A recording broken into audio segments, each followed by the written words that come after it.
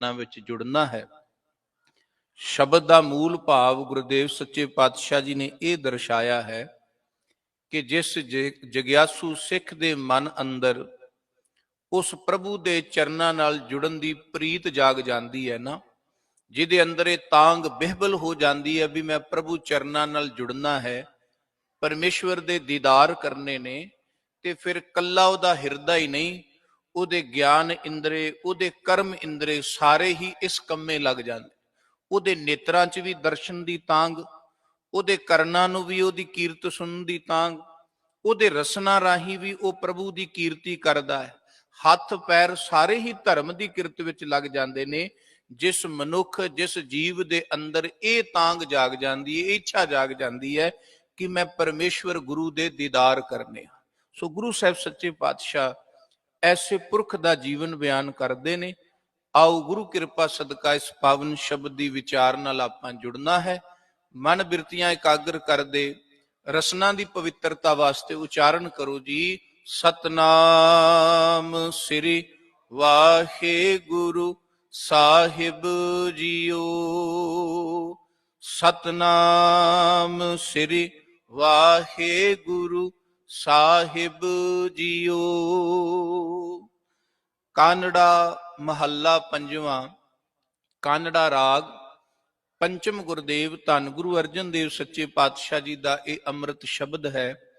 ਮੇਰੇ ਮਨ ਪ੍ਰੀਤ ਚਰਨ ਪ੍ਰਭ ਪਰਸਨ।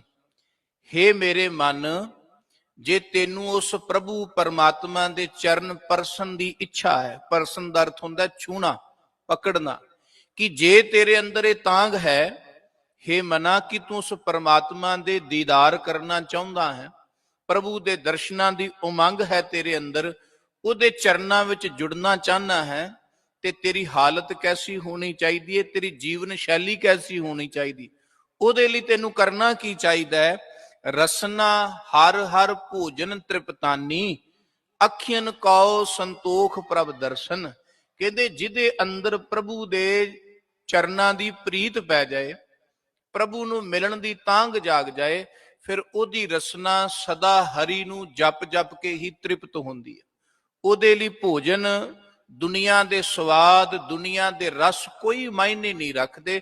ਉਹਦੇ ਲਈ ਪਰਮੇਸ਼ਵਰ ਦੇ ਨਾਮ ਦਾ ਰਸ ਹੀ ਉੱਤਮ ਭੋਜਨ ਹੈ, ਤੇ ਇਸੇ ਭੋਜਨ ਦੇ ਨਾਲ ਉਸ ਦੀ ਤ੍ਰਿਪਤੀ ਹੁੰਦੀ ਹੈ। ਉਹਦੀਆਂ ਅੱਖੀਆਂ ਨੂੰ ਸੰਸਾਰ ਦੀ ਸੁੰਦਰਤਾ, ਸੰਸਾਰ ਦੇ ਰੰਗ ਤਮਾਸ਼ੇ ਚੰਗੇ ਨਹੀਂ ਲੱਗਦੇ। ਉਹਦੀਆਂ ਅੱਖਾਂ ਨੂੰ ਸੰਤੋਖ ਹੀ ਤਾਂ ਆਉਂਦਾ ਹੈ, ਉਹਨਾਂ ਦੀਆਂ ਅੱਖਾਂ ਤ੍ਰਿਪਤ ਹੀ ਤਾਂ ਹੁੰਦੀਆਂ ਨੇ ਜੇ ਉਹ ਵਾਹਿਗੁਰੂ ਪਰਮਾਤਮਾ ਦਾ ਦੀਦਾਰ ਕਰ ਲੈਣ, ਸੰਤੋਖੀ ਤਾਂ ਹੁੰਦੀ ਹੈ। ਇਹ ਜਗਿਆਸੂ ਦਾ ਜੀਵਨ ਹੈ। ਵੈਸੇ ਹਰ ਮਨੁੱਖ ਦੇ ਅੰਦਰ ਇੱਛਾ ਤੇ ਜਾਗਦੀ ਹੈ ਕਿ ਉਹ ਪ੍ਰਭੂ ਦਾ ਦੀਦਾਰ ਕਰੇ, ਪ੍ਰਭੂ ਦਾ ਦਰਸ਼ਨ ਕਰੇ, ਪਰ ਦਰਸ਼ਨਾਂ ਵਾਲੇ ਰਾਹ ਤੇ ਨਹੀਂ ਤੁਰਦਾ। ਵੇਖੋ, ਇੱਛਾ ਚੰਗੀ ਰੱਖ ਲੈਣੀ ਚੰਗੀ ਗੱਲ ਹੈ, ਪਰ ਜੇ ਚੰਗੀ ਕਾਮਨਾ ਮਨੁੱਖ ਨੇ ਰੱਖੀ ਹੈ, ਉਸ ਕਾਮਨਾ ਦੀ ਪੂਰਤੀ ਦੇ ਲਈ ਯਤਨਸ਼ੀਲ ਵੀ ਤਾਂ ਹੋਣਾ ਪੈਂਦਾ ਨਾ। ਜੇ ਕੋਈ ਇਨਸਾਨ ਇਹ ਕਾਮਨਾ ਰੱਖੇ ਵੀ ਮੈਂ ਧਨੀ ਹੋਣਾ ਹੈ, ਬੜੀ ਚੰਗੀ ਇੱਛਾ ਹੈ। ਜੇ ਉਹ ਇਹ ਸੋਚਦਾ ਵੀ ਮੈਂ ਧਨੀ ਬਣ ਜਾਵਾਂ, ਮੈਂ ਅਮੀਰ ਬਣ ਜਾਵਾਂ, ਪਰ ਜੇ ਉਹ ਸਾਰਾ ਦਿਨ ਆਪਣੇ ਘਰ ਦੇ ਬਿਸਤਰੇ ਤੇ ਸੁੱਤਾ ਰਹੇ, ਚਿਤਮਤਾ ਰਹੇ ਕਿ ਮੈਂ ਧਨੀ ਬਣਾ, ਮੇਰੇ ਕੋਲ ਧਨ ਹੋਵੇ, ਮੇਰਾ ਸੁੰਦਰ ਮਹੱਲ ਹੋਵੇ, ਮੇਰੇ ਕੋਲ ਇੰਨਾ ਕਾਰਜ ਹੋਵੇ, ਤਾਂ ਅਸੀਂ ਸਾਰੇ ਜਾਣਦੇ ਹਾਂ ਵੀ ਉਹਦੀ ਇਹ ਸੁਪਨਾ, ਉਹਦੀ ਇਹ ਕਲਪਨਾ ਕਦੀ ਪੂਰੀ ਹੋ ਸਕਦੀ ਹੈ? ਜਿਸ ਨੇ ਧਨੀ ਬਣਨਾ ਹੈ, ਜੇ ਇਹ ਸੁਪਨਾ, ਇੱਕ ਸੰਕਲਪ ਉਸਨੇ ਲਿਆ, ਉਹਦੇ ਮੁਤਾਬਕ ਉਸਨੂੰ ਜੀਵਨ ਜਿਉਣਾ ਪਏਗਾ। ਹੱਡ ਤੋੜਵੀਂ ਮਿਹਨਤ ਕਰਨੀ ਪਏਗੀ, ਦਿਨ ਰਾਤ ਮਿਹਨਤ ਕਰਨੀ ਪਏਗੀ, ਫਿਰ ਉਹ ਕਿਤੇ ਮਾਇਆ ਧਾਰੀ ਬਣ ਸਕਦਾ ਹੈ। ਜੇ ਕੋਈ ਰੋਗੀ ਇਹ ਸੋਚੇ ਵੀ ਉਹਦੇ ਤਨ ਤੇ ਕੋਈ ਰੋਗ ਲੱਗ ਗਿਆ, ਵੀ ਮੈਂ ਰੋਗ ਤੋਂ ਨਿਜਾਤ ਪਾਣੀ ਹੈ, ਤੇ ਕਿਸੇ ਵੈਦ ਦਾ ਨਾਂ ਹੀ ਪੁਕਾਰੀ ਜਾਏ। ਭਾਈ ਸਾਹਿਬ, ਭਾਈ ਗੁਰਦਾਸ ਨੇ ਬੜੀਆਂ ਉਦਾਹਰਨਾਂ ਕਮਾਲ ਦੀਆਂ ਦਿੱਤੀਆਂ ਕਿ ਕੇਵਲ ਕਲਪਨਾ ਮਾਤਰ ਦੇ ਨਾਲ ਕੁਝ ਨਹੀਂ ਹੁੰਦਾ। ਕਲਪਨਾ ਬੜੀ ਚੰਗੀ ਚੀਜ਼ ਹੈ, ਜੇ ਤੁਸੀਂ ਕੋਈ ਚੰਗੀ ਕਲਪਨਾ ਕੀਤੀ ਹੈ, ਪਰ ਉਹ ਕਲਪਨਾ ਦੀ ਪੂਰਤੀ ਦੇ ਲਈ ਉਦੋਂ ਵੱਧ ਯਤਨਸ਼ੀਲ ਹੋਣਾ ਪੈਂਦਾ। ਇਸੇ ਤਰ੍ਹਾਂ ਬਹੁਤ ਲੋਕ ਐਸੇ ਨੇ ਜੋ ਪ੍ਰਭੂ ਗੁਰੂ ਦੇ ਦਰਸ਼ਨਾਂ ਦੀ ਤਾਂਗ ਰੱਖਦੇ, ਪਰ ਕਾਰਜ ਕੀ ਤਾਂਗ ਰੱਖ ਕੇ ਸਾਰਾ ਦਿਨ ਦੁਨੀਆ ਦੇ ਧੰਦੇ, ਅਧਰਮ, ਵਿਕਾਰ, ਪਦਾਰਥਾਂ ਨੂੰ ਭੋਗੀ ਜਾਣਾ, ਪਰ ਤ੍ਰਿਪਤੀ ਕਦੀ ਵੀ ਨਹੀਂ ਹੋ ਸਕਦੀ। ਕਾਮਨਾ ਉਹ ਰੱਖੀ ਹੈ, ਪਰ ਕਰਮ ਕੋਈ ਹੋਰ ਕਰ ਰਿਹਾ। ਜੈਸੀ ਕਾਮਨਾ ਵੈਸਾ ਕਰਮ ਕਰਦਾ ਰਹੇ ਬੰਦਾ, ਉਸੇ ਰਾਹ ਤੇ ਤੁਰਦਾ ਰਹੇ, ਤੇ ਇੱਕ ਦਿਨ ਉਸ ਥਾਂ ਤੇ ਪਹੁੰਚ ਜਾਂਦਾ ਹੈ। ਪਰ ਇੱਛਾ ਹੋਰ ਹੋਵੇ ਤੇ ਉਹਦੇ ਮੁਤਾਬਕ ਉਹਦੇ ਅਨੁਕੂਲ ਕਾਰਜ ਨਾ ਕਰਦਾ, ਕਾਰਜ ਪ੍ਰਤੀਕੂਲ ਕਰਦਾ ਹੋਵੇ, ਤੇ ਕਿਵੇਂ ਉਹਦੀ ਲਾਲਸਾ ਪੂਰੀ ਹੋ ਸਕਦੀ। ਹੁਣੇ ਆਪ ਜੀ ਨੇ ਸੰਧਿਆ ਦੇ ਦੀਵਾਨਾਂ ਵਿੱਚ ਬਚਨ ਸੁਣੇ ਨੇ ਰਹਿਰਾਸ ਸਾਹਿਬ ਜੀ ਦੀ ਬਾਣੀ ਵਿੱਚ, ਜਿੱਥੇ ਗੁਰੂ ਸਾਹਿਬ ਜੀ ਨੇ ਪ੍ਰਤੱਖ ਕਿਹਾ ਵੀ ਪਰਮਾਤਮਾ ਦੇ ਘਰ ਅੰਦਰ ਮਨੁੱਖ ਨੂੰ ਕਦੋਂ ਥਾਂ ਮਿਲਦੀ ਹੈ, ਗੁਰੂ ਪਰਮੇਸ਼ਵਰ ਦਾ ਘਰ ਕਦੋਂ ਮਿਲਦਾ ਮਨੁੱਖ ਨੂੰ, ਜਦੋਂ ਮਨੁੱਖ ਇਹ ਕਾਰਜ ਕਰੇ। ਕਿਹੜੇ ਕਾਰਜ? ਜੋ ਸਤਿਗੁਰਾਂ ਨੇ ਅੱਜ ਦੱਸੇ ਨੇ। ਅੰਤਰ ਗੁਰ ਆਰਾਧਨਾ, ਜਿਹਵਾ ਜਪ ਗੁਰ ਨਾਉ, ਨੇਤਰੀ ਸਤਿਗੁਰ ਪੇਖਣਾ, ਸ਼ਰਵਣੀ ਸੁਣਨਾ ਗੁਰ ਨਾਉ। ਅੰਤਰ ਗੁਰ ਆਰਾਧਨਾ, ਸਭ ਤੋਂ ਪਹਿਲਾਂ ਵੀ ਹਿਰਦੇ ਵਿੱਚ ਤਾਂਗ ਹੋਵੇ, ਅੰਦਰੋਂ ਗੁਰੂ ਗੁਰੂ ਜਪਿਆ ਜਾ ਰਿਹਾ ਹੋਵੇ, ਤੇ ਰਸਨਾ ਦੇ ਨਾਲ ਅੰਤਰ ਗੁਰ ਆਰਾਧਨਾ, ਜਿਹਵਾ ਜਪ ਗੁਰ ਨਾਉ। ਸਪਸ਼ਟ ਕਿਹਾ ਹੈ ਕਿ ਜਦੋਂ ਜਿਹਵਾ ਦੇ ਨਾਲ ਵੀ, ਮਨ ਦੇ ਨਾਲ ਵੀ ਕੋਈ ਗੁਰੂ ਗੁਰੂ ਜਪਦਾ ਹੈ, ਤੇ ਉਸ ਤੋਂ ਬਾਅਦ ਨੇਤਰੀ ਸਤਿਗੁਰ ਪੇਖਣਾ, ਇਹ ਤਾਂਗ ਹੋਵੇ ਕਿ ਮੈਂ ਆਪਣੇ ਗੁਰੂ ਨੂੰ ਆਪਣੀਆਂ ਅੱਖਾਂ ਨਾਲ ਦੇਖਣਾ ਹੈ। ਸ਼ਰਵਣੀ ਸੁਣਨਾ ਗੁਰ ਨਾਉ, ਤੇ ਆਪਣੇ ਕੰਨਾਂ ਦੇ ਨਾਲ ਪਰਮੇਸ਼ਵਰ ਦੀ ਸਿਫਤੋ ਸਲਾਹ ਸੁਣਨੀ ਹੈ।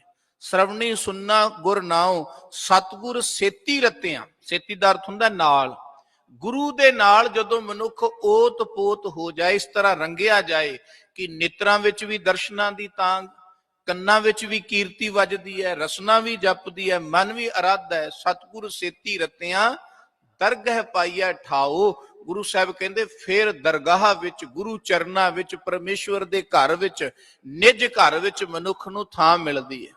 ਦਰਗਹ ਪਾਈਆ ਠਾਓ, ਤੇ ਇਹ ਕਾਰਜ ਜਿਹੜਾ ਹੈ ਗੁਰੂ ਕਿਰਪਾ ਤੋਂ ਬਿਨਾ ਨਹੀਂ ਹੋ ਸਕਦਾ। ਗੁਰੂ ਦੀ ਕਿਰਪਾ ਵਾਪਰਦੀ ਹੈ ਤੇ ਉਸ ਨੂੰ ਪਰਮੇਸ਼ਵਰ ਦੇ ਘਰ ਦਾ ਝਲਕਾਰਾ ਪੈਂਦਾ, ਪ੍ਰਭੂ ਦੇ ਦਰ ਦਾ ਉਸ ਨੂੰ ਨਜ਼ਾਰਾ ਅਜਬ ਦਿਸਦਾ ਹੈ। ਪਰ ਉਹਦੇ ਲਈ ਮਨ ਦੀ ਇਹ ਇਕਾਗਰਤਾ। ਗੁਰੂ ਸਾਹਿਬ ਕਹਿੰਦੇ ਮੇਰੇ ਮਨ ਪ੍ਰੀਤ ਚਰਨ ਪ੍ਰਭ ਪਰਸਨ। ਹੇ ਮੇਰੇ ਮਨਾ, ਜੇ ਤੇਰੇ ਮਨ ਅੰਦਰ ਪ੍ਰੀਤ ਹੈ ਨਾ ਪ੍ਰਭੂ ਦੇ ਚਰਨਾਂ ਨੂੰ ਪਰਸਨ ਦੀ, ਤੇ ਉਹਦੇ ਲਈ ਰਸਨਾ ਹਰ ਹਰ ਭੋਜਨ ਤ੍ਰਿਪਤਾਨੀ। ਆਪਣੀ ਰਸਨਾ ਦਾ ਭੋਜਨ ਜਿਹੜਾ ਹੈ ਨਾ, ਉਹ ਪਰਮਾਤਮਾ ਦਾ ਨਾਮ ਬਣਾ ਲੈ, ਹਰੀ ਦਾ ਨਾਮ ਬਣਾ ਲੈ, ਕਿਉਂਕਿ ਅਸਲ ਭੋਜਨ ਇਸ ਜਿਹਵਾ ਦਾ ਪ੍ਰਭੂ ਦਾ ਨਾਮ ਹੀ ਹੈ। ਰਸਨਾ ਤੋਂ ਭਾਵ ਹੀ ਹੈ ਜਿਹੜੀ ਰਸ ਲੈਂਦੀ ਹੈ, ਪਰ ਦੁਨੀਆ ਦੇ ਰਸਾਂ ਵਿੱਚ ਕਦੀ ਨਹੀਂ ਰੱਜਦੀ। ਤਾਂ ਹੀ ਤੀਸਰੇ ਗੁਰਦੇਵ ਸੱਚੇ ਪਾਤਸ਼ਾਹ ਜੀ ਨੇ ਇਹ ਰਸਨਾ ਨੂੰ ਸੰਬੋਧਨ ਕਰਕੇ ਬਚਨ ਕਹੇ ਸਨ ਕਿ ਇਹ ਰਸਨਾ ਤੂੰ ਅਨ ਰਸ ਰਾਚ ਰਹੀ, ਤੇਰੀ ਪਿਆਸ ਨਾ ਜਾਏ। ਕਿ ਇਹ ਰਸਨਾ ਭਾਵੇਂ ਜਿੰਨੇ ਮਰਜੀ ਰਸ ਤੂੰ ਚੱਖੀ ਜਾ, ਪਰ ਤੇਰੀ ਤ੍ਰਿਪਤੀ ਨਹੀਂ ਹੋਣੀ, ਤੈਨੂੰ ਸੰਤੋਖ ਨਹੀਂ ਹੋਣਾ। ਕਿੰਨਾ ਚਿਰ? ਜਿਚਰ ਹਰ ਰਸ ਪੱਲੇ ਨਾ ਪਾਏ। ਜਿੰਨਾ ਚਿਰ ਤੂੰ ਹਰੀ ਦਾ ਨਾਮ ਨਹੀਂ ਆਪਣੇ ਪੱਲੇ ਬੰਨ੍ਹਦੀ, ਜਿੰਨਾ ਚਿਰ ਵਾਹਿਗੁਰੂ ਨਹੀਂ ਜਪਦੀ, ਜਿੰਨਾ ਚਿਰ ਪ੍ਰਭੂ ਦੀ ਕੀਰਤੀ ਨਹੀਂ ਕਰਦੀ ਇਹ ਰਸਨਾ, ਉਹਨਾਂ ਚਿਰ ਤੈਨੂੰ ਕਦੀ ਸੰਤੋਖ ਤ੍ਰਿਪਤੀ ਰੱਜ ਆ ਹੀ ਨਹੀਂ ਸਕਦਾ।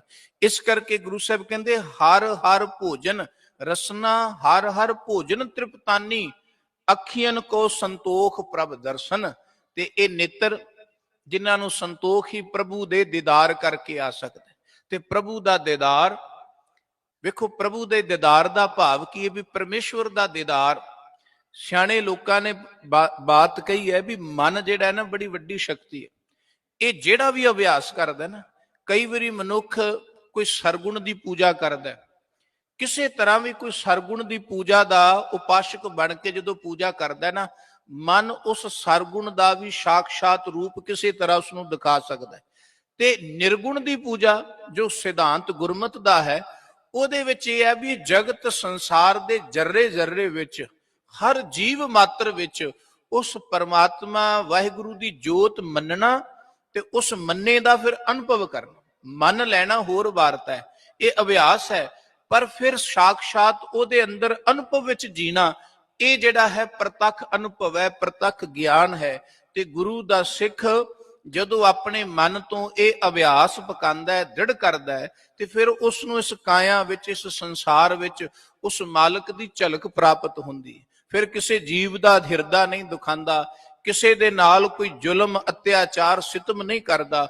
ਉਹ ਸਾਰੀ ਕਾਇਨਾਤ ਨੂੰ ਉਸ ਪਰਮੇਸ਼ਵਰ ਦਾ ਰੂਪ ਹੀ ਜਾਣਦਾ ਹੈ। ਜਦੋਂ ਇਹ ਉਹਦੇ ਜੀਵਨ ਦੇ ਅੰਦਰ ਇਹ ਅਵਸਥਾ ਆ ਜਾਂਦੀ ਹੈ, ਤੇ ਉਹਦੀਆਂ ਅੱਖੀਆਂ ਨੂੰ ਸੰਤੋਖ ਹੀ ਉਦੋਂ ਆਉਂਦਾ ਹੈ ਜਦੋਂ ਇਸ ਜਗਤ ਸੰਸਾਰ ਦੇ ਵਿੱਚੋਂ ਹੀ ਉਹ ਵਾਹਿਗੁਰੂ ਮਾਲਕ ਦੇ ਦੀਦਾਰ ਕਰਦਾ, ਆਪਣੇ ਪਿਆਰੇ ਦੇ ਦੀਦਾਰ ਕਰਦਾ। ਉਹਨਾਂ ਚਿਰ ਅੱਖੀਆਂ ਨੂੰ ਸੰਤੋਖ ਨਹੀਂ ਆਉਂਦਾ। ਤੇ ਗੁਰੂ ਅਮਰਦਾਸ ਸੱਚੇ ਪਾਤਸ਼ਾਹ ਜੀ ਦੇ ਪਾਵਨ ਬਾਣੀ ਸ੍ਰੀ ਆਨੰਦ ਸਾਹਿਬ ਅੰਦਰ ਹੀ ਇਹਨਾਂ ਇੰਦਰੀਆਂ ਦਾ ਜ਼ਿਕਰ ਕੀਤਾ ਹੈ, ਰਸਨਾ ਦਾ, ਹੱਥਾਂ ਦਾ, ਪੈਰਾਂ ਦਾ, ਕਰਨਾਂ ਦਾ, ਜ਼ੁਬਾਨ ਦਾ, ਵੀ ਇਹਨਾਂ ਨੂੰ ਦੱਸਿਆ ਤੁਹਾਡੀ ਅਸਲੀਅਤ ਕੀ ਹੈ। ਨੇਤਰਾਂ ਨੂੰ ਸੰਤੋਖ ਗੁਰੂ ਸਾਹਿਬ ਕਹਿੰਦੇ ਪ੍ਰਭੂ ਦੇ ਦੀਦਾਰ ਤੋਂ ਬਿਨਾ ਨਹੀਂ ਹੋ ਸਕਦਾ। ਤੇ ਇਸ ਕਰਕੇ ਸਤਿਗੁਰੂ ਜੀ ਨੇ ਬਾਣੀ ਵਿੱਚ ਵਚਨ ਕੀਤੇ, ਇਹ ਨੇਤਰੋ ਮੇਰਿਓ ਹਰ ਤੁਮ ਮਹਿ ਜੋਤ ਧਰੀ, ਹਰ ਬਿਨ ਅਵਰ ਨਾ ਦੇਖੋ ਕੋਈ, ਨਦਰੀ ਹਰ ਨਿਹਾਲਿਆ। ਇਹ ਵਿਸ ਸੰਸਾਰ ਤੁਮ ਦੇਖਦੇ, ਇਹ ਹਰ ਕਾ ਰੂਪ ਹੈ। ਵੇਖੋ, ਵੇਖਣਾ ਸੰਸਾਰ ਹੀ ਹੈ। ਇੱਕ ਮਨਮੁਖ ਵੀ ਸੰਸਾਰ ਨੂੰ ਹੀ ਵੇਖਦਾ ਹੈ, ਇੱਕ ਗੁਰਮੁਖ ਵੀ ਸੰਸਾਰ ਨੂੰ ਹੀ ਵੇਖਦਾ ਹੈ, ਇੱਕ ਭਗਤ ਵੀ ਸੰਸਾਰ ਨੂੰ ਵੇਖਦਾ ਹੈ, ਤੇ ਇੱਕ ਜਿਹੜਾ ਅਭਗਤ ਹੈ, ਜਿਹੜਾ ਮਨਮੁਖ ਹੈ, ਸਾਕਤ, ਉਹ ਵੀ ਸੰਸਾਰ ਨੂੰ ਵੇਖਦਾ ਹੈ। ਧਰਮੀ ਵੀ ਸੰਸਾਰ ਵੇਖਦਾ ਹੈ ਤੇ ਅਧਰਮੀ ਵੀ ਸੰਸਾਰ ਵੇਖਦਾ ਹੈ। ਪਰ ਵੇਖਣ ਵਿੱਚ ਫਰਕ ਹੈ, ਨਜ਼ਰੀਆ ਵੱਖੋ ਵੱਖਰਾ ਹੈ। ਧਰਮੀ ਨੂੰ ਲੱਗਦਾ ਹੈ ਇਹ ਪਰਮਾਤਮਾ ਦੀ, ਪਰਮੇਸ਼ਵਰ ਦੀ ਫੁਲਵਾੜੀ ਹੈ, ਇਹ ਪ੍ਰਭੂ ਦੇ ਜੀਵ ਨੇ। ਉਹਨੂੰ ਇਹ ਲੱਗਦਾ ਹੈ ਕਿ ਉਸ ਮਾਲਕ ਦੀ ਰਚਨਾ ਹੈ। ਪਿੰਦੀ ਉਬਕਲੇ ਸੰਸਾਰਾ, ਭ੍ਰਮ ਭ੍ਰਮ ਆਏ ਤੁਮਚੇ ਦੁਆਰਾ। ਇਹ ਭਗਤ ਨਾਮਦੇਵ ਜੀ ਕਹਿੰਦੇ ਜਿਵੇਂ ਇਹ ਇਉਂ ਹੈ, ਪਹਿਲ ਪੁਰਸਾ ਬਿਰਾ, ਅਥੌਨ ਪੁਰਸਾ ਦਮਰਾ, ਅਸਗਾ ਅਸ ਉਸਗਾ ਹਰ ਕਾ ਬਾਗਰਾ, ਨਾਚੈ ਪਿੰਦੀ ਮੈਂ ਸਾਗਰ। ਉਹਨਾਂ ਨੂੰ ਇਉਂ ਪ੍ਰਤੀਤ ਹੁੰਦਾ ਵੀ ਇਹ ਜਗਤ ਸੰਸਾਰ ਇੱਕ ਫੁਲਵਾੜੀ ਹੈ, ਇੱਕ ਸਰੋਵਰ ਹੈ, ਉਹਦੇ ਵਿੱਚ ਜੀਵ ਰੂਪੀ ਹੰਸ ਜਿਹੜੇ ਨੇ ਉਹ ਖੇਲਾਂ ਪਏ ਕਰਦੇ ਨੇ, ਕੇਲ ਪਏ ਕਰਦੇ ਨੇ। ਤੇ ਮਨਮੁਖ ਨੂੰ ਹੋਰ ਪ੍ਰਤੀਤ ਹੁੰਦਾ ਹੈ, ਮਨਮੁਖ ਨੂੰ ਇਹ ਪ੍ਰਤੀਤ ਹੁੰਦਾ ਵੀ ਜਗਤ ਵਾਸ਼ਨਾ ਦਾ ਘਰ ਹੈ, ਲੋਭ ਦਾ ਘਰ ਹੈ, ਸਵਾਰਥ ਦਾ ਘਰ ਹੈ। ਉਸ ਨੂੰ ਉਸ ਨਜ਼ਰੀਏ ਨਾਲ ਵੇਖਦਾ। ਇਸ ਕਰਕੇ ਗੁਰੂ ਸਾਹਿਬ ਨੇ ਕਿਹਾ ਵੀ ਗੁਰਮੁਖ ਦਾ ਨਜ਼ਰੀਆ ਇਹ ਹੈ, ਉਹ ਇਸ ਜਗਤ ਸੰਸਾਰ ਨੂੰ ਆਪਣੇ ਨੇਤਰਾਂ ਰਾਹੀਂ ਹਰੀ ਦਾ ਰੂਪ ਵੇਖਦਾ ਹੈ। ਇਹ ਵਿਸ ਸੰਸਾਰ ਤੁਮ ਦੇਖਦੇ, ਜਿਸ ਨੂੰ ਵਿਸ਼ ਵੇਖਨੇ ਆ, ਜ਼ਹਿਰ ਵਾਂਗੂ ਵੇਖਨੇ ਆ, ਇਹ ਹਰ ਕਾ ਰੂਪ ਹੈ। ਹਰ ਰੂਪ ਨਦਰੀ ਆਇਆ। ਕਹਿੰਦੇ ਹਰੀ ਦਾ ਰੂਪ ਨਦਰੀ ਆ ਜਾਂਦਾ ਹੈ ਜਦੋਂ ਗੁਰੂ ਬਖਸ਼ਿਸ਼ ਹੋ ਜਾਏ, ਗੁਰੂ ਦੀ ਕਿਰਪਾ ਹੋ ਜਾਏ, ਤੇ ਉਦੋਂ ਅੱਖੀਆਂ ਨੂੰ ਸੰਤੋਖ ਆ ਜਾਂਦਾ ਹੈ, ਅੱਖੀਆਂ ਤ੍ਰਿਪਤ ਹੋ ਜਾਂਦੀਆਂ ਨੇ ਜਦੋਂ ਇਸ ਜਗਤ ਸੰਸਾਰ ਵਿੱਚੋਂ ਉਸ ਮਾਲਕ ਦੀ ਝਲਕ ਦੇਖ ਲੈਣ। ਕਰਨਨ ਪੂਰ ਰਹਿਓ ਜਸ ਪ੍ਰੀਤਮ, ਕਲਮਲ ਦੋਖ ਸਗਲ ਮਲ ਹਰਸਮ। ਕਰਨਨ ਦਾ ਅਰਥ ਹੈ, ਫਿਰ ਕਰਨਾਂ ਦੀ ਗੱਲ ਆ ਗਈ। ਨੇਤਰੇ, ਇਹ ਗਿਆਨ ਇੰਦਰੀ ਨੇ ਸਾਡੇ, ਕਰਨ ਤੇ ਅੱਖਾਂ ਤੇ ਕੰਨ ਇਹ ਸਾਡੇ ਗਿਆਨ ਇੰਦਰੀ ਨੇ, ਚਮੜੀ ਇਹ ਸਾਨੂੰ ਜਗਤ ਸੰਸਾਰ ਦਾ ਗਿਆਨ ਮਿਲਦਾ। ਗੁਰੂ ਸਾਹਿਬ ਕਹਿੰਦੇ ਇਹ ਸਰਵਣੋ ਮੇਰਿਓ ਸੱਚਾ ਸੁਣਨਾ ਨੂੰ ਪਠਾਏ, ਸੱਚਾ ਸੁਣਨਾ ਨੂੰ ਪਠਾਏ ਸਰੀਰ ਲਾਏ, ਸੁਣੋ ਸਤ ਬਾਣੀ। ਕਿ ਇਹ ਕੰਨ ਜਿਹੜੇ ਸਨ, ਪਠਾਏ ਦਾ ਅਰਥ ਹੁੰਦਾ ਭੇਜਣਾ, ਕਿ ਇਹ ਕੰਨਾਂ ਨੂੰ ਸਰੀਰ ਨਾਲ ਲਾ ਕੇ ਪਰਮਾਤਮਾ ਨੇ ਤਾਂ ਭੇਜਿਆ ਸੀ ਕਿ ਮਨੁੱਖ ਨੂੰ ਸੱਚ ਸੁਣਦਾ ਰਹੇ, ਪਰਮੇਸ਼ਵਰ ਦੀ ਸਿਫਤ ਸੁਣਦੀ ਰਹੇ। ਪਰ ਇੱਥੇ ਆ ਕੇ ਇਹ ਕਰਨ ਕੀ ਕਰਨ ਲੱਗ ਗਏ? ਇਹ ਲੋਕਾਂ ਦੀ ਨਿੰਦਿਆ, ਆਪਣੀ ਉਸਤਤ ਸੁਣਨੀ ਸ਼ੁਰੂ ਕਰ ਦਿੱਤੀ, ਆਪਣੀ ਵਡਿਆਈ ਤੇ ਦੂਜੇ ਦੀ ਬੁਰਿਆਈ ਸੁਣਦੇ ਆਦੀ ਹੋ ਗਏ, ਜਿਸ ਕਰਕੇ ਸੰਸਾਰ ਵਿਸ ਦਾ ਰੂਪ ਲੱਗਣ ਲੱਗ ਗਿਆ। ਜਦੋਂ ਹੀ ਕੰਨਾਂ ਨੂੰ ਪਰਮੇਸ਼ਵਰ ਦੀ ਸਿਫਤ ਚੰਗੀ ਲੱਗੇਗੀ, ਫਿਰ ਇਹ ਸੰਸਾਰ ਪ੍ਰਭੂ ਦਾ ਰੂਪ ਲੱਗਣਾ ਸ਼ੁਰੂ ਹੋ ਜਾਏਗਾ। ਫਿਰ ਉੱਥੇ ਜਗਤ ਨੂੰ ਕੋਈ ਬੁਰਾ ਨਹੀਂ ਕਹੇ। ਭਗਤਾਂ ਦਾ ਜੀਵਨ, ਭਗਤਾਂ ਦੀ ਬਾਣੀ ਆਪਾਂ ਪੜ੍ਹਦੇ ਹਾਂ, ਤੇ ਭਗਤ ਸਾਹਿਬਾਨ ਜਿਨ੍ਹਾਂ ਦੇ ਨੇਤਰਾਂ ਵਿੱਚ ਵੀ ਪਰਮੇਸ਼ਵਰ ਦੀ ਝਲਕ ਸੀ, ਰਸਨਾ ਤੇ ਵੀ ਰੱਬ ਵਸਦਾ ਸੀ, ਜਿਨ੍ਹਾਂ ਦੇ ਕਰਨ ਵੀ ਪਰਮੇਸ਼ਵਰ ਦਾ ਨਾਮ ਸਿਫਤੋ ਸਲਾਹ ਸੁਣਦੇ ਸਨ, ਉਹਨਾਂ ਦੀ ਬਾਣੀ ਪੜ੍ਹੋ। ਕਹਿੰਦੇ ਸਾਨੂੰ ਕੋਈ ਹਮ ਨਹੀਂ ਚੰਗੇ, ਬੁਰਾ ਨਹੀਂ ਕੋਈ। ਕਹਿੰਦੇ ਕੋਈ ਬੁਰਾ ਨਹੀਂ ਤੇ ਅਸੀਂ ਕੋਈ ਵੱਡੇ ਚੰਗੇ ਨਹੀਂ ਹਨ, ਸਭ ਨੂੰ ਇੱਕ ਰੂਪ ਜਾਣਿਆ, ਸਗੋਂ ਆਪ ਨੂੰ ਬੁਰਾ ਹੀ ਮੰਨਿਆ, ਆਪ ਨੂੰ ਮਾੜਾ ਹੀ ਮੰਨਿਆ। ਭਗਤ ਜੀ ਦੀ ਬਾਣੀ ਪੜ੍ਹਦੇ ਆ, ਉਹ ਕਹਿੰਦੇ ਭਲੇ ਨਿੰਦੋ ਭਲੇ ਨਿੰਦੋ, ਭਲੇ ਨਿੰਦੋ ਲੋਗ, ਤਨ ਮਨ ਰਾਮ ਪਿਆਰੇ ਜੋਗ। ਭਾਵ ਇਹ ਹੈ ਕਿ ਜਿਹਦੇ ਅੰਦਰ ਪ੍ਰਤੀਤ ਪੈਦਾ ਹੋ ਜਾਂਦੀ ਹੈ, ਉਹਦੇ ਨੇਤਰੇ, ਉਹਦੇ ਕਰਨ, ਉਹਦੀ ਰਸਨਾ ਵਾਹਿਗੁਰੂ ਪਰਮਾਤਮਾ ਦੀ ਸਿਫਤ ਵਿੱਚ ਜਿਹੜਾ ਹੈ ਆਹਰ ਵਿੱਚ ਲੱਗ ਜਾਂਦਾ। ਇਸ ਆਹਰ ਵਿੱਚ ਸਾਰਾ ਸਰੀਰ ਲੱਗ ਜਾਂਦਾ ਹੈ, ਕੱਲਾ ਮਨ ਨਹੀਂ। ਕੋਈ ਵੀ ਕਾਰਜ ਅਸੀਂ ਕਰਦੇ ਹਾਂ ਕਿ ਮਨੁੱਖ ਦੇ ਅੰਦਰ ਜਦੋਂ ਕੋਈ ਤਾਂਘ ਜਾਗਦੀ ਹੈ, ਸਾਰਾ ਸਰੀਰ ਹੀ ਉਸ ਪਾਸੇ ਲੱਗ ਜਾਂਦਾ ਨਾ। ਅੱਖੀਆਂ ਵੀ ਉਸ ਪਾਸੇ, ਕੰਨ ਵੀ ਉਹ ਚੀਜ਼ ਸੁਣਨੀ ਚਿਤਵਦੇ ਨੇ, ਮਨ ਵੀ ਵਾਰ-ਵਾਰ ਉਸੇ ਚੀਜ਼ ਨੂੰ ਚਿਤਵਦਾ ਹੈ, ਹੱਥ ਪੈਰ ਵੀ ਉਸ ਪਾਸੇ ਦੌੜਦੇ ਨੇ। ਸੋ ਕਹਿੰਦੇ ਕਿ ਪ੍ਰਭੂ ਦਾ ਪਿਆਰਾ, ਉਹਦਾ ਸਾਰਾ ਸਰੀਰ ਵੀ ਜਿਹੜਾ ਹੈ ਨਾ, ਉਹ ਪਰਮੇਸ਼ਵਰ ਪਰਾਇਣ ਹੋ ਜਾਂਦਾ ਹੈ, ਉਹ ਪ੍ਰਭੂ ਪਰਾਇਣ ਹੋ ਜਾਂਦਾ ਹੈ। ਕੀ ਨੇਤਰ, ਕੀ ਰਸਨਾ, ਕੀ ਕਰਨ, ਕੀ ਨਾਸਕਾ, ਸਾਰੇ ਹੀ ਉਸ ਮਾਲਕ ਪਰਮਾਤਮਾ ਦੇ ਪਰਾਇਣ ਹੋ ਜਾਂਦੇ ਨੇ, ਉਸ ਪਰਮਾਤਮਾ ਦੀ ਤਾਂਘ ਵਿੱਚ ਇਕੱਤਰ ਹੋ ਜਾਂਦੇ, ਐਸੀ ਪ੍ਰੀਤ ਬਣ ਜਾਂਦੀ। ਉਹਨਾਂ ਦੀ ਪ੍ਰੀਤ ਹੀ ਐਸੀ ਹੈ। ਜਦੋਂ ਪ੍ਰੀਤ ਦੀ ਗੱਲ ਗੁਰੂ ਸਾਹਿਬ ਜੀ ਨੇ ਬਾਣੀ ਵਿੱਚ ਕੀਤੀ ਹੈ ਨਾ, ਕਿ ਹਰੀ ਨਾਲ ਪ੍ਰੀਤ ਕੈਸੀ ਹੋਵੇ, ਤੇ ਗੁਰੂ ਨਾਨਕ ਦੇਵ ਸੱਚੇ ਪਾਤਸ਼ਾਹ ਜੀ ਨੇ ਬਹੁਤ ਕਮਾਲ ਦੀਆਂ ਉਦਾਹਰਨਾਂ ਆਪਣੇ ਸ਼ਬਦ ਵਿੱਚ ਦਿੱਤੀਆਂ ਨੇ। ਰੇ ਮਨ ਐਸੀ ਹਰਸਿਓ ਪ੍ਰੀਤ ਕਰ, ਜੈਸੀ ਜਲ ਕਮਲੇਹ, ਲਹਿਰੀ ਨਾਲ ਪਛਾੜੀ ਹੈ, ਭੀ ਵਿਗਸੈ ਅਸਨੇ। ਕਹਿੰਦੇ ਉਹ ਮਨਾ ਕਦੀ ਕਮਲ ਦੀ ਪ੍ਰੀਤ ਪਾਣੀ ਨਾਲ ਵੇਖ, ਉਹ ਲਹਿਰਾਂ ਉਹਨੂੰ ਪਛਾੜਦੀਆਂ ਨੇ, ਉਹਦੇ ਕੋਮਲ ਪੱਤੀਆਂ ਵੀ ਤੋੜ ਦਿੰਦੀਆਂ, ਪਰ ਪਾਣੀ ਨਾਲ ਉਹਦੀ ਇੰਨੀ ਪ੍ਰੀਤ ਹੈ ਵੀ ਪਾਣੀ ਵਿੱਚ ਹੀ ਖਿੜਿਆ ਰਹਿੰਦਾ ਹੈ। ਜੇ ਪਾਣੀ ਸੁੱਕ ਜਾਏ ਤੇ ਉਹ ਵੀ ਸੁੱਕ ਜਾਂਦਾ। ਐਸੀ ਪ੍ਰੀਤ ਹੋਵੇ ਪਰਮਾਤਮਾ ਨਾਲ, ਦੁੱਖ ਹੋਵੇ ਸੁੱਖ ਹੋਵੇ, ਮਨੁੱਖ ਪ੍ਰਭੂ ਦੇ ਪ੍ਰੀਤ ਵਿੱਚ ਹੀ ਖਿੜਿਆ ਰਹੇ। ਪਰ ਇੱਥੇ ਮਨੁੱਖ ਪ੍ਰੀਤ ਘੱਟ ਨਿਭਾਉਂਦਾ ਹੈ। ਇੱਥੇ ਜੇ ਗੁਰੂ ਜਾਂ ਪ੍ਰਭੂ ਵਾਲਾ ਬਣਦਾ ਤੇ ਪਹਿਲਾਂ ਸ਼ਰਤਾਂ ਰੱਖੀਆਂ ਜਾਂਦੀਆਂ ਵੀ ਮੈਨੂੰ ਸੁੱਖ ਹੀ ਮਿਲਣਾ ਚਾਹੀਦਾ, ਮੇਰੇ ਮਨ ਮੁਤਾਬਕ ਹੋਣਾ ਚਾਹੀਦਾ, ਤਾਂ ਮੈਂ ਤੇਰਾ ਸਿੱਖ ਬਣਾਂਗਾ, ਤਾਂ ਤੇਰਾ ਭਗਤ ਬਣਾਂਗਾ। ਸੋ ਗੁਰੂ ਸਾਹਿਬ ਕਹਿੰਦੇ ਪ੍ਰੀਤ ਤੇ ਨਹੀਂ ਨਾ, ਪ੍ਰੀਤ ਤਾਂ ਇਸ ਗੱਲ ਦੀ ਮੰਗ ਕਰਦੀ ਹੈ ਵੀ ਸਦਾ ਤੇਰੇ ਨਾਲ ਜੁੜਿਆ ਰਵਾਂਗਾ, ਮੇਰਾ ਸੁੱਖ ਹੀ ਤੇਰੇ ਨਾਲ ਜੁੜੇ ਹੋਣ ਕਰਕੇ ਹੈ। ਬਾਹਰੀ ਤੌਰ ਤੇ ਸ਼ਾਰੀਰਿਕ ਤੌਰ ਤੇ ਭਾਵੇਂ ਕੈਸਾ ਵੀ ਜੀਵਨ ਬਤੀਤ ਹੁੰਦਾ ਰਹੇ, ਕਮਲ ਵਰਗੀ ਪ੍ਰੀਤ। ਫਿਰ ਉਦਾਹਰਨ ਦਿੱਤੀ, ਰੇ ਮਨ ਐਸੀ ਹਰਸਿਓ ਪ੍ਰੀਤ ਕਰ, ਜੈਸੀ ਮਛਲੀ ਨੀਰ, ਜਿਉ ਅਧਿਕੋ ਤੋਂ ਸੁਖ ਘਣਾ, ਮਨ ਤਨ ਸ਼ਾਂਤ ਸਰੀਰ। ਕਹਿੰਦੇ ਇਸ ਤਰ੍ਹਾਂ ਦੀ ਪ੍ਰੀਤ ਕਰ ਜਿਵੇਂ ਮੱਛੀ ਦੀ ਪਾਣੀ ਨਾਲ, ਜਿੰਨੇ ਡੂੰਘੇ ਵਿੱਚ ਜਾਂਦੀ ਹੈ ਉਹਨਾਂ ਨੂੰ ਆਨੰਦ ਆਉਂਦਾ ਹੈ। ਜਿੰਨਾ ਜਪੇਗਾ, ਜਿੰਨਾ ਅਰਾਧੇਗਾ ਹੈ ਪ੍ਰੀਤ ਵਾਲੇ ਮਨੁੱਖ, ਉਨਾ ਹੀ ਤੈਨੂੰ ਆਨੰਦ ਪ੍ਰਾਪਤ ਹੋਏਗਾ, ਉਨਾ ਹੀ ਖੇੜਾ ਪ੍ਰਾਪਤ ਹੋਏਗਾ। ਰੇ ਮਨ ਐਸੀ ਹਰਸਿਓ ਪ੍ਰੀਤ ਕਰ, ਜੈਸੀ ਜਲ ਦੁੱਧ ਹੋਏ, ਆਵਟਨ ਆਪੇ ਖਵੈ, ਦੁੱਧ ਕੋ ਖਪਣ ਨਾ ਦੇ। ਕਹਿੰਦੇ ਇਸ ਤਰ੍ਹਾਂ ਦੀ ਪ੍ਰੀਤ ਕਰ ਜਿਵੇਂ ਪਾਣੀ ਤੇ ਦੁੱਧ ਦੀ ਹੈ। ਜਦੋਂ ਪਾਣੀ ਦੁੱਧ ਵਿੱਚ ਮਿਲਾ ਦਿੱਤਾ ਜਾਂਦਾ ਹੈ, ਪਾਣੀ ਦੁੱਧ ਦਾ ਰੂਪ ਹੋ ਜਾਂਦਾ ਹੈ, ਦੁੱਧ ਦੀ ਕੀਮਤ ਮਿਲ ਜਾਂਦੀ ਹੈ। ਪਰ ਜਦੋਂ ਦੁੱਧ ਨੂੰ ਤਪਾਇਆ ਜਾਂਦਾ ਹੈ ਭੱਠੀ ਦੇ ਉੱਤੇ, ਅਗਨ ਦੇ ਉੱਤੇ, ਤੇ ਪਾਣੀ ਪਹਿਲਾਂ ਸੜਦਾ, ਕਿਉਂਕਿ ਉਹਨੂੰ ਪਤਾ ਹੈ ਵੀ ਮੈਨੂੰ ਇਹਨੇ ਆਪਣਾ ਰੂਪ ਦਿੱਤਾ, ਆਪਣੀ ਕੀਮਤ ਦਿੱਤੀ ਹੈ। ਕਹਿੰਦੇ ਐਸੀ ਪ੍ਰੀਤ ਹੋਵੇ ਕਿ ਜੇ ਤੇਰੇ ਸਾਈਂ ਤੇ ਦੁੱਖ ਬਣਨ ਲੱਗੇ ਤੂੰ ਪਹਿਲਾਂ ਅੱਗੇ ਹੋ ਜਾਏ। ਇਹ ਨਹੀਂ ਵੀ ਤੇਰੇ ਸਵਾਮੀ ਤੇ ਤੇਰੇ ਗੁਰੂ ਤੇ ਭੀੜ ਬਣੀ ਹੈ ਤੇ ਤੂੰ ਭੱਜ ਜਾਏ, ਉਹ ਪ੍ਰੀਤ ਨਹੀਂ। ਭਗਤ ਨਾਮਦੇਵ ਜੀ ਨੇ ਬਚਨ ਕੀਤੇ ਨਾ, ਸਾਹਿਬ ਸੰਕਟ ਵੈ ਸੇਵਕ ਭੱਜੈ, ਚਿਰੰਕਾਲ ਨਹੀਂ ਜੀਵੈ, ਦੋ ਕੁਲ ਲੱਜੈ। ਕਹਿੰਦੇ ਐਸੇ ਪ੍ਰੀਤ ਰੱਖਣ ਵਾਲੇ ਵੀ ਹੁੰਦੇ ਨੇ, ਗੱਲਾਂ ਨਾਲ ਕਹਿੰਦੇ ਨੇ ਜੀ ਮੇਰੀ ਤੇਰੇ ਨਾਲ ਬੜੀ ਪ੍ਰੀਤ ਹੈ, ਬੜਾ ਪ੍ਰੇਮ ਹੈ, ਬੜਾ ਸੱਜਣ ਹੈ ਮੈਂ ਤੇਰਾ, ਤੇ ਜਦੋਂ ਸੰਕਟ ਪੈ ਜਾਂਦਾ ਭੱਜ ਜਾਂਦੇ ਨੇ। ਤੇ ਬਾਬਾ ਜੀ ਕਹਿੰਦੇ ਇਹ ਸੇਵਕ ਥੋੜਾ ਹੋਇਆ। ਉਹ ਸੇਵਕ ਭੱਜ ਜਾਂਦਾ ਹੈ, ਲੰਮਾ ਸਮਾਂ ਜੀ ਕੋਈ ਨਹੀਂ ਸਕਦਾ, ਪਰ ਦੋਵੇਂ ਕੁੱਲਾਂ ਆਪਣੀਆਂ ਨੂੰ ਲਾਜ ਲਾ ਲੈਂਦਾ।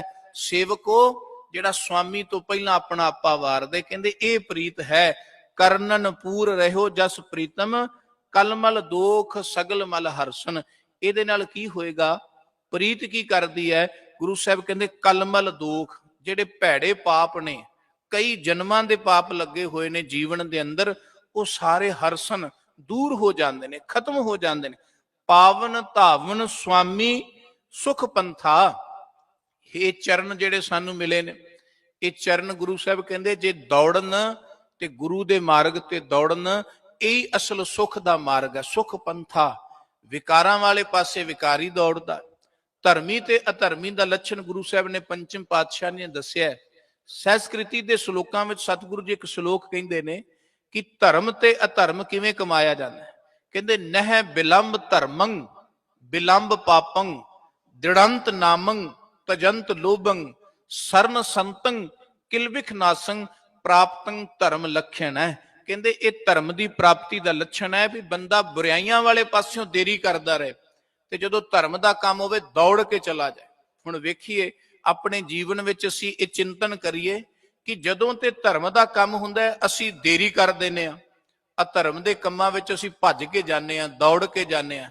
ਜਿੱਥੇ ਬੁਰਾਈਆਂ ਕਮਾਣੀਆਂ ਉੱਥੇ ਭੱਜ ਕੇ ਜਾਂਦਾ ਬੰਦਾ।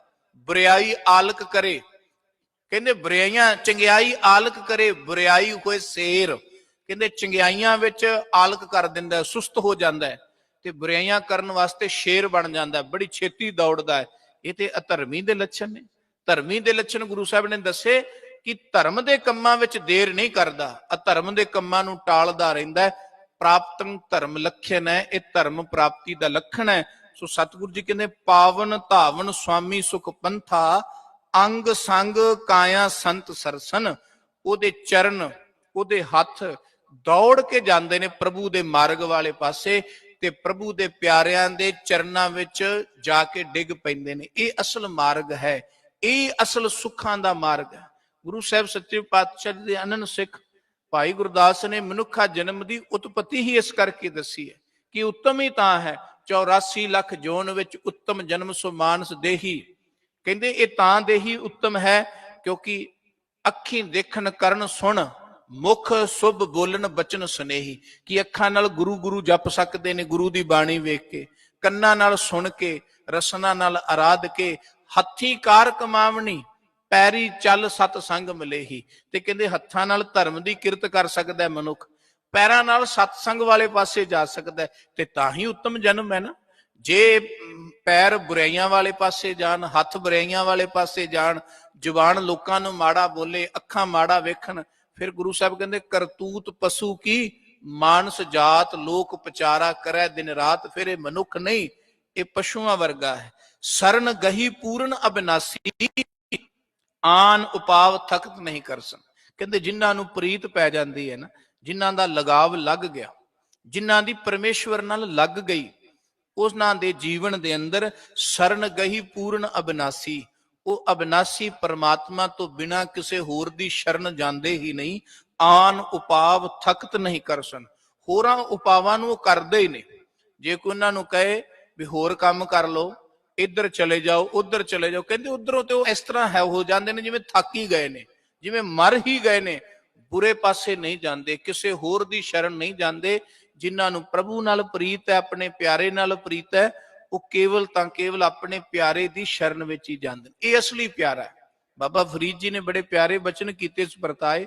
ਉਹ ਕਹਿੰਦੇ ਫਰੀਦਾ ਬਾਰ ਪਰਾਏ ਬੈਸਣਾ, ਸਾਈਂ ਮੁਝੇ ਨਾ ਦੇ। ਆਪਣੇ ਪਿਆਰੇ ਨੂੰ ਆਖਦੇ, ਹੇ ਪਿਆਰੇ ਮੈਨੂੰ ਤੇ ਤੇਰਾ ਦਰ ਚੰਗਾ ਲੱਗਦਾ, ਤੇਰਾ ਘਰ ਚੰਗਾ ਲੱਗਦਾ, ਤੇ ਮੇਰੇ ਨਾਲ ਇੱਕ ਕੌਲ ਕਰ, ਇੱਕ ਇਰਾਦਾ ਕਰ ਕਿ ਮੈਂ ਤੇਰੇ ਘਰ ਤੋਂ ਬਿਨਾਂ ਕਿਸੇ ਹੋਰ ਘਰ ਨਹੀਂ ਜਾਣਾ, ਭਾਵ ਤੇਰੀ ਸ਼ਰਨ ਤੋਂ ਬਿਨਾਂ ਕਿਸੇ ਹੋਰ ਦੀ ਸ਼ਰਨ ਨਹੀਂ ਤੱਕਣੀ। ਇਹ ਗਮ ਮੇਰੇ ਨਾਲ ਵਾਅਦਾ ਕਰ, ਤੇ ਜੇ ਕਿਤੇ ਐਸਾ ਹੋ ਜਾਏ ਵੀ ਮੈਨੂੰ ਕਿਸੇ ਹੋਰ ਦੇ ਦਰ ਤੇ ਜਾਣਾ ਪਏ, ਮੈਂ ਤੈਨੂੰ ਬੇਨਤੀ ਕਰਾਂਗਾ ਉਦੋਂ ਪਹਿਲਾਂ ਮੇਰੀ ਜਿੰਦ ਕੱਢ ਲਈ ਇਸ ਸਰੀਰ ਵਿੱਚੋਂ, ਪਰ ਮੈਂ ਤੇਰੇ ਤੋਂ ਬਿਨਾਂ ਕਿਸੇ ਹੋਰ ਅੱਗੇ ਝੁਕਣਾ ਨਹੀਂ। ਫਰੀਦਾ ਬਾਰ ਪਰਾਏ, ਪਰਾਏ ਵਾਰ ਤੇ ਦੂਜੇ ਦੇ ਘਰ ਬੈਸਣਾ, ਸਾਈਂ ਮੁਝੇ ਨਾ ਦੇ। ਜੇ ਤੂੰ ਐਵੇਂ ਰੱਖਸੀ ਤਾਂ ਜੀਓ ਸਰੀਰੋਂ ਲੈ। ਜੇ ਤੂੰ ਇਸ ਤਰ੍ਹਾਂ ਰੱਖਣਾ ਚਾਹੁੰਦਾ ਵੀ ਕਿਤੇ ਝੁਕਾਣਾ ਹੀ ਚਾਹੁੰਦਾ ਮੈਨੂੰ, ਤੇ ਉਦੋਂ ਪਹਿਲਾਂ ਮੈਂ ਮਰਨਾ ਕਬੂਲ ਕਰਾਂਗਾ। ਸੋ ਗੁਰੂ ਸਾਹਿਬ ਕਹਿੰਦੇ ਸਰਨ ਗਹੀ ਪੂਰਨ ਅਬਿਨਾਸੀ। ਪੂਰਨ ਸਤਿਗੁਰੂ ਦੀ ਸ਼ਰਨ ਵਿੱਚ, ਪੂਰੇ ਗੁਰੂ ਦੀ ਸ਼ਰਨ ਵਿੱਚ ਜਦੋਂ ਸਿੱਖ ਚਲਾ ਜਾਂਦਾ ਹੈ, ਆਨ ਉਪਾਵ ਥਕਤ ਨਹੀਂ ਕਰਸਨ। ਫਿਰ ਕੋਈ ਹੋਰ ਉਪਾਅ ਨਹੀਂ ਕਰਦਾ ਵੀ ਕਿਸੇ ਹੋਰ ਪਾਸੇ ਦੌੜ ਪਵਾਂ, ਕਿਸੇ ਹੋਰ ਪਾਸੇ ਭੱਜ ਲਵਾਂ। ਉਹ ਕੇਵਲ ਪ੍ਰਭੂ ਤੇ ਪ੍ਰਭੂ ਦੇ ਪਿਆਰਿਆਂ ਦੀ ਸ਼ਰਨ ਵਿੱਚ ਹੀ ਰਹਿੰਦਾ ਹੈ। ਉਹਦੀ ਅਵਸਥਾ ਤੇ ਉਹ ਬਣ ਜਾਂਦੀ। ਗੁਰੂ ਸਾਹਿਬ ਕਹਿੰਦੇ ਵੀ ਪਾਏ ਗਹੇ ਜਬ ਤੇ ਤੁਮਰੇ, ਤਬ ਤੇ ਕੋ ਆਂਖ ਤਰੇ ਨਹੀਂ ਆਨਿਓ, ਰਾਮ ਰਹੀਮ ਪੁਰਾਨ ਕੁਰਾਨ, ਅਨੇਕ ਕਹੈ ਮਤ ਏਕ ਨਾ ਮਾਨਿਓ। ਉਹ ਇੱਕ ਤੋਂ ਬਿਨਾਂ ਕਿਸੇ ਹੋਰ ਵਾਲੇ ਪਾਸੇ ਅੱਖ ਚੱਕ ਕੇ ਨਹੀਂ ਦੇਖਦਾ। ਕਰ ਗਹਿ ਲੀਏ ਨਾਨਕ ਜਨ ਆਪਣੇ, ਅੰਧ ਘੋਰ ਸਾਗਰ ਨਹੀਂ ਮਰਸਨ। ਕਹਿੰਦੇ ਫਿਰ ਐਸੇ ਜਨ ਜਿਨ੍ਹਾਂ ਦੀ ਅਵਸਥਾ ਇਹ ਹੈ, ਹਰ ਕਿਸੇ ਦੀ ਇਹ ਤਾਂਘ ਹੁੰਦੀ ਹੈ ਨਾ ਵੀ ਗੁਰੂ ਮੈਨੂੰ ਆਪਣੇ ਵੱਲ ਖਿੱਚ ਲੈ, ਕਰ ਗਹਿ ਲਏ, ਵੀ ਮੈਨੂੰ ਆਪਣੇ ਬਾਹ ਪਕੜ ਕੇ, ਹੱਥ ਪਕੜ ਕੇ ਖਿੱਚ ਲੈ। ਪਰ ਗੁਰੂ ਸਾਹਿਬ ਕਹਿੰਦੇ ਗੁਰੂ ਉਹਨੂੰ ਹੀ ਖਿੱਚਦਾ ਜਿਹੜਾ ਗੁਰੂ ਵਾਲਾ ਹੋ ਜਾਂਦਾ, ਗੁਰੂ ਦੇ ਅਨੁਸਾਰੀ ਆਪਣਾ ਜੀਵਨ ਜਿਉਂਦਾ। ਤੇ ਗੁਰੂ ਅਨੁਸਾਰੀ ਜੀਵਨ ਜਿਉਣ ਦਾ ਜੋ ਉੱਪਰ ਸਾਰੀ ਪਰਿਭਾਸ਼ਾ ਹੈ, ਗੁਰੂ ਅਨੁਸਾਰੀ ਜੀਵਨ ਜਿਉਣ ਦੀ ਹੈ ਕਿ ਮਨ ਵਿੱਚ ਪ੍ਰਭੂ ਪ੍ਰਤੀ ਤਾਂਘ ਹੋਵੇ, ਨੇਤਰ ਉਹਨੂੰ ਦੇ ਦਰਸ਼ਨ ਕਰਕੇ ਸੰਤੋਖੀ ਹੋ ਜਾਣ, ਕਰਨ ਉਹਦੀ ਬਾਣੀ ਸੁਣ ਕੇ ਖੁਸ਼ ਹੋ ਜਾਣ, ਰਸਨਾ ਉਹਨੂੰ ਆਰਾਧੀ ਰਹੇ, ਚਰਨ ਆਪਣੇ ਮਾਲਕ ਦੇ ਦਰ ਵਾਲੇ ਪਾਸੇ ਹੀ ਦੌੜਦੇ ਹੋਣ, ਤੇ ਹੱਥਾਂ ਦੇ ਨਾਲ ਆਪਣੇ ਪ੍ਰਭੂ ਦੀ ਪਿਆਰੇ ਦੀ ਸੇਵਾ ਵਿੱਚ ਹੀ ਹੱਥ ਸਦਾ ਲੱਗੇ ਰਹਿਣ। ਕਹਿੰਦੇ ਜਿਸ ਮਨੁੱਖ ਦੀ ਇਹ ਜੀਵਨ ਸ਼ੈਲੀ ਹੋ ਜਾਂਦੀ ਹੈ, ਤੇ ਉਹਦੇ ਲਈ ਕਰ ਗਹਿ ਲੀਏ ਨਾਨਕ ਜਨ ਆਪਣੇ, ਉਹਨਾਂ ਨੂੰ ਗੁਰੂ ਪਰਮੇਸ਼ਵਰ ਆਪਣਾ ਜਨ ਬਣਾ ਲੈਂਦਾ, ਆਪਣਾ ਪਿਆਰਾ ਬਣਾ ਲੈਂਦਾ। ਅੰਧ ਘੋਰ ਸਾਗਰ ਨਹੀਂ ਮਰਸਨ। ਫਿਰ ਉਹ ਕਦੀ ਇਸ ਜਗਤ ਸੰਸਾਰ ਵਿੱਚ ਅਗਿਆਨਤਾ ਦੇ ਘੋਰ ਹਨੇਰੇ ਵਿੱਚ ਕਦੀ ਵੀ ਆਤਮਕ ਮੌਤੇ ਨਹੀਂ ਮਰਦੇ। ਉਹ ਸਦਾ ਆਨੰਦਮਈ ਜੀਵਨ ਬਸ਼ਰ ਕਰਕੇ ਇਸ ਜਗਤ ਸੰਸਾਰ ਤੋਂ ਬੜੇ ਹੀ ਚਾਵਾਂ ਦੇ ਨਾਲ, ਬੜੇ ਹੀ ਪਿਆਰ ਦੇ ਨਾਲ, ਬੜੇ ਹੀ ਮਾਣ ਦੇ ਨਾਲ ਇਸ ਸੰਸਾਰ ਵਿੱਚ ਵੀ ਉਹ ਰਹਿੰਦੇ ਨੇ।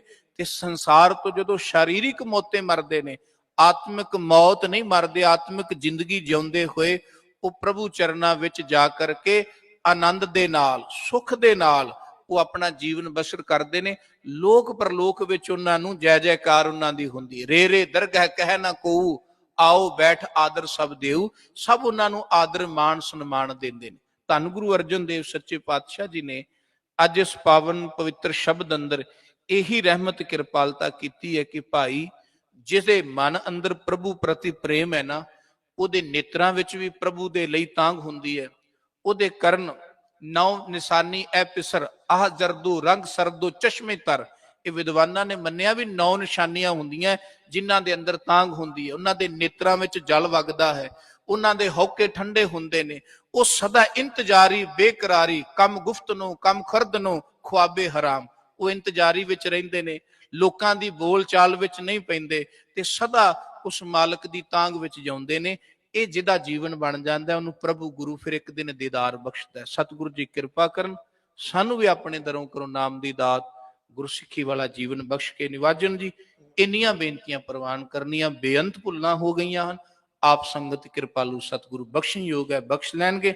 ਅੰਤ ਫਤਿਹ ਦੀ ਸਾਂਝ ਕਰੋ ਜੀ। ਵਾਹਿਗੁਰੂ ਜੀ ਕਾ ਖਾਲਸਾ, ਵਾਹਿਗੁਰੂ ਜੀ ਕੀ